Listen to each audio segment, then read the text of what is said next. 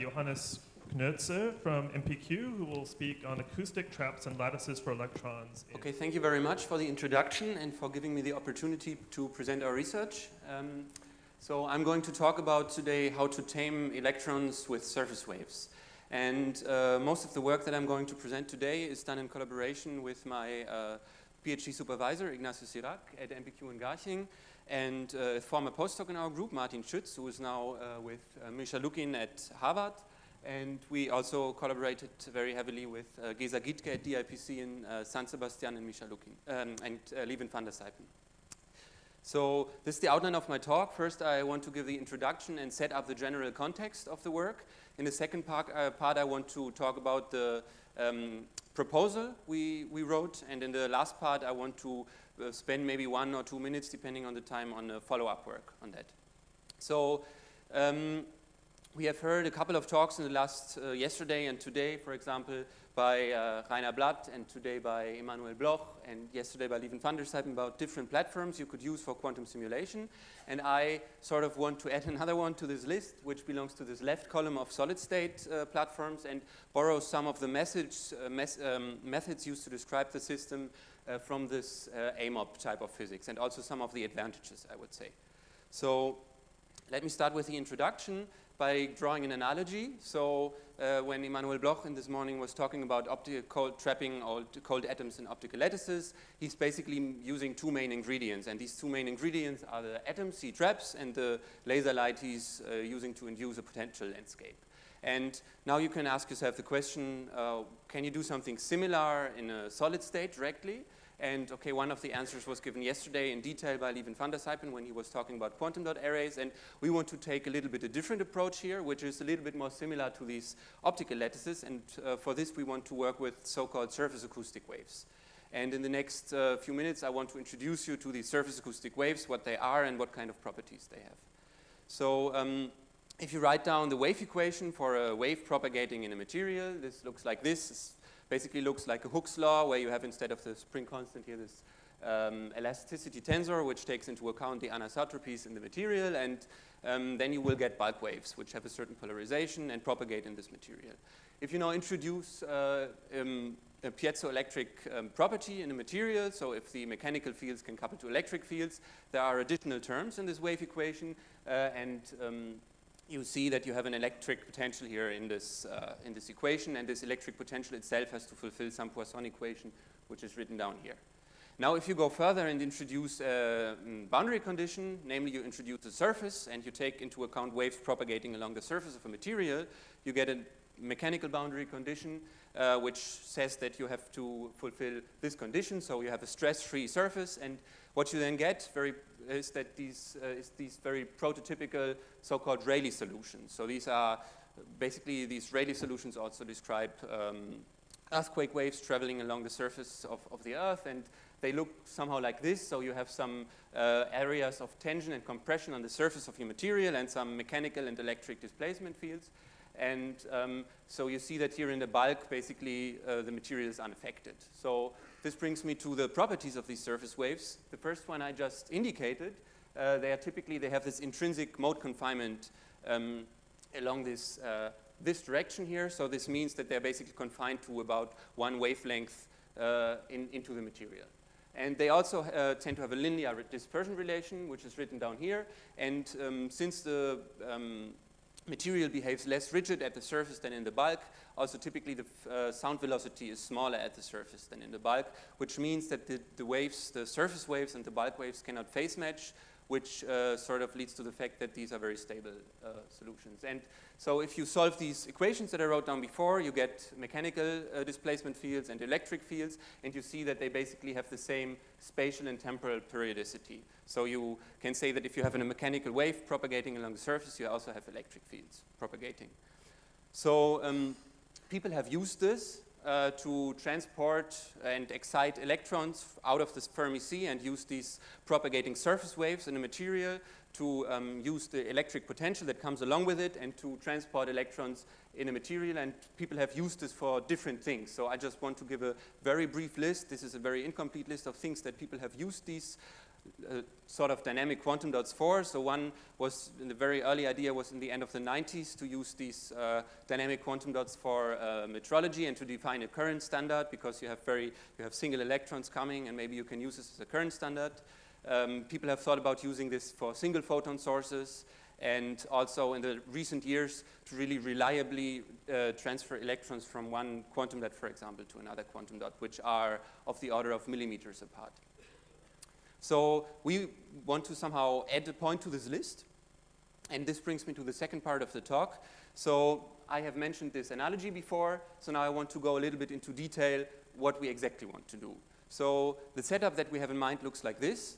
First, let me explain the structure here. These two things on top, these are sort of comb-shaped arrays of metallic electrodes, and these are called interdigital transducers, and it's a very convenient tool to excite these surface waves that I was just going to talk about. So basically, you just apply an AC voltage here, and you can excite these surface waves, and they will start propagating along the surface. And the second thing is that we assume that there are electrons confined to a two-dimensional electron gas here below the surface, such that they can still feel this surface wave. So as I said before, there is this intrinsic mode confinement, but if this is close enough to the surface, this 2-deck, then they will feel these electric potentials. And in the end, if you have one right and one left moving wave here, you can add these electric potentials up, and which this effectively tells you that these electrons here in this 2-deck, they will feel an electric potential which has this spatial and temporal periodicity. So everything I'm going to talk about is in 1D, but it's very straightforward to generalize this to 2 dimensions. So you can just think of having 2 sets of these IDTs here, and then you have a 2-dimensional lattice in principle of these potential landscapes, and you can in principle also move this around by applying different phases here to these IDTs. So, okay. So now when you have this electric potential, this time-dependent electric potential, you can use this to derive an equation of motion for an electron which is exposed to such an electric field. And this looks very similar to what people look at in the field of trapped ions. So you get an equation of motion which looks like this. And so this amplitude here is basically the amplitude of the standing wave field that I just wrote down before. And if you are in a certain regime where you can make a Taylor approximation here, then you just recover this well-known equation from trapped ion physics, the Mathieu equation. And people know that depending on the value of the stability parameter Q here, you either get stable trajectories, these harmonic solutions with micromotion on top, or unstable trajectories. So with this equation of motion here, we want to do something similar. We want to characterize the stability. And, okay, sorry. What I want to mention is that we have the stability parameter Q now, and this depends both on this prefactor here, which is basically the amplitude of the surface acoustic waves, and another energy scale which pops up in our analysis and which will be important for the rest of the talk. And this is so-called sound energy. So this consists of the effective mass of the electrons and the speed of sound in the material. And this will be very important because you see that this appears here in the denominator of the stability parameter. And as we will see, the stability parameter should be relatively small.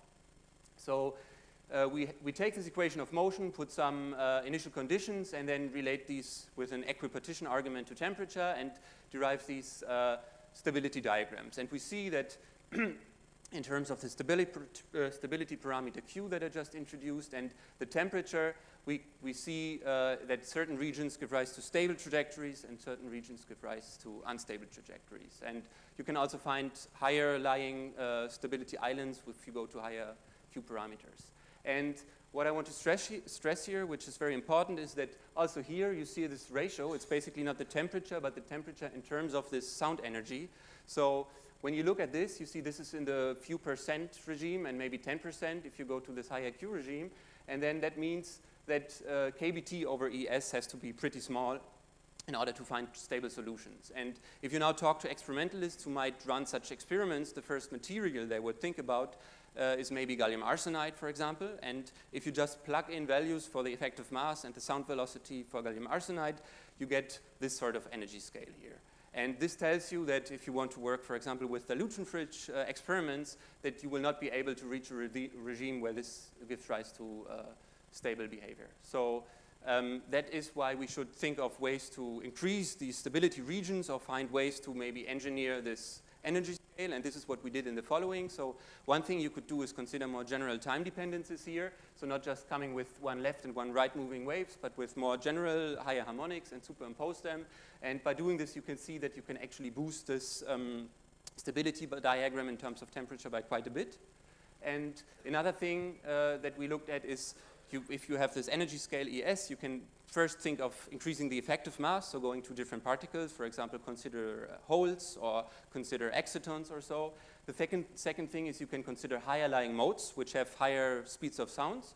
And the third thing is you can think of combining different heterostructures. For example, if you take a material and combine it with a diamond, which has a very high speed of sound, then depending on the layer thickness of the diamond and your piezoelectric material, you get different values for this sound energy, and by engineering this cleverly, you can boost this scale. So this is a table which somehow shows a few examples for different particles and different materials, and you see that what I indicated before for gallium arsenide, you're in the micro EV regime, but if you, for example, consider heavy holes in gallium nitride, you already end up in the milli EV regime, which is much more convenient to reach these stable regimes, as I indicated before. So this was all a classical analysis. Now the next step that we did is to write down the time-dependent Hamiltonian for this problem. So we again have this electric field which couples to these electrons, and this gives rise to such an Hamiltonian. And if you consider that this is a time-dependent Hamiltonian, and using Floquet theory, you can derive an effective Hamiltonian for these electrons in these SAW-generated potentials. And what we find is that an effective potential comes out, which is again proportional to this energy scale. And I want to stress here that there is some analogy, you might say, between this potential that you get and optical dipole traps, because you can basically also in the large detuning regime rewrite this optical potential like this, and then this looks very similar to this potential here, but the detuning is replaced by this sound energy.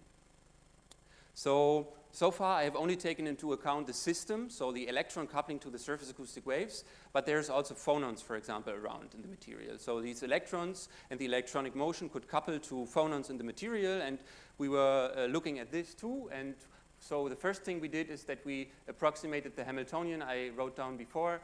So here has this harmonic potential, which is possible in the lambda regime, where the excursion of these electrons is sufficiently small. And so this is indicated here.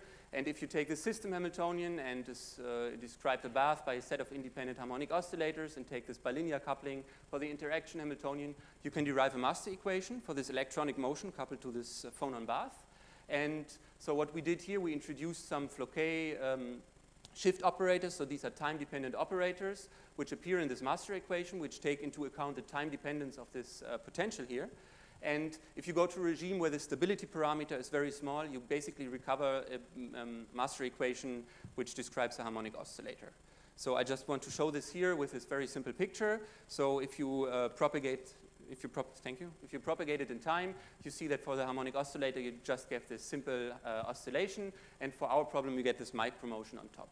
And what this shows is that the harmonic oscillator is basically a stroboscopic description for this problem, and also that if you go to very low temperatures, that basically you will see that this term is killed and only this cooling term survives, which somehow tells you that you can use the phonon bath to cool the electronic motion at sufficiently low temperatures. And moreover, we can self-consistently justify this lambda approximation that I mentioned before by seeing that so the orders of magnitude here are not too much. So in order to derive this master equation and all the things that I said before, we basically need to fulfill some self-consistency requirements. And if I don't want to go in detail through the list, but we want to have, for example, faithful trapping, which means that the potential depth should be much higher than the thermal energy and so on. And if you put all these requirements that we need together, you end up with this recipe, basically. And this is the recipe that we would give experimentalists who would like to implement such a proposal, and then this list of things should be fulfilled. So the question you should then ask is, can this list be fulfilled easily, or can this be fulfilled at all? And we made some case studies and had a look at what can you reach, and in the end we think that this can be done. but as I said before, you have to take into account these engineerings of this sound energy. You have to go to specific materials, you have to use very high frequency surface acoustic waves, but if you use all these things and take them into account, it's possible to fulfill this chain of inequalities. Okay, so at the end I would like to mention just 2 applications of this. So I think the first one was already discussed in detail yesterday by Lieven van der Sijpen. So one thing one could think of is to study Fermi-Hubbard models in these systems where we have periodic arrays of these acoustic traps in these acoustic lattices. And Lieven also discussed the effect of disorder a bit, and also the aim of going to this low temperature and strong interaction regime. And so this could potentially also be reached, again, if the sound energy is sufficiently high and the stability parameter sufficiently low. And if you want to read out, for example, the spin state of an electron in such an acoustic potential minimum, then you could think, for example, one idea to read out the spin state would be to move these. So as I said before, you could move around these these acoustic potentials, and if you move this in the vicinity of a quantum dot, you can, by spin-to-charge conversion, read out the spin state of these electrons.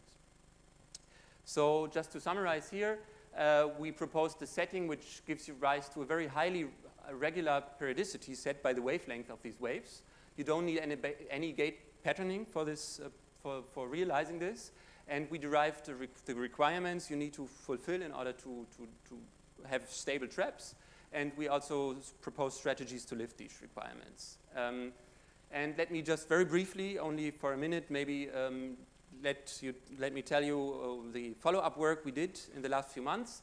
So in these acoustic lattices, we had these stability requirements, which are very well known from trapped ions. So we thought maybe one can do it a little bit similar to the fashion of optical lattices more. And this is now joint work together with 2 experimentalists, Hans Hübel and Matthias Weiler from the Walter Meissner Institute in Garching, and also Peter Zoller, and the people I mentioned before. And so what now our idea is to use these surface waves, or to use magnetic fields instead of electric fields, to couple to the spin degree of freedom of the particles. And if you have a spatially varying magnetic field, this gives rise to a spatially varying Stark shift, and this can induce also potentials as before, but now coupling to the spin and not to the charge.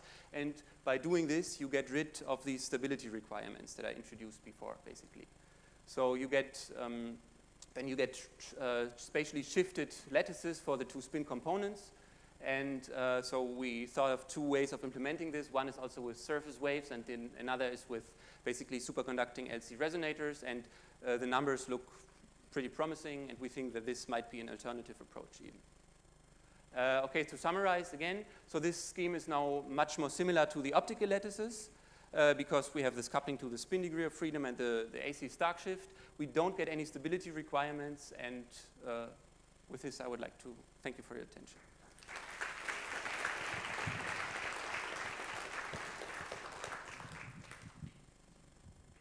Okay, questions?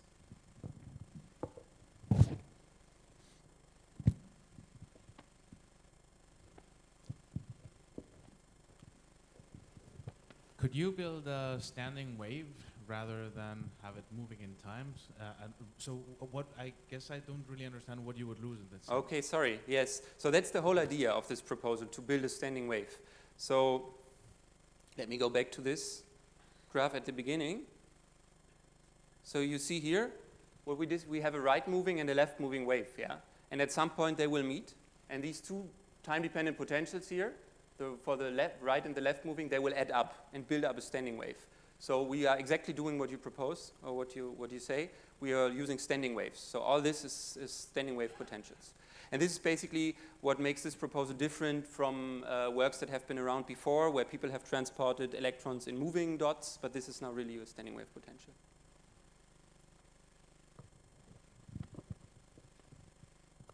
Any other questions? Okay, if not, let's thank Johannes again and all the speakers in the session.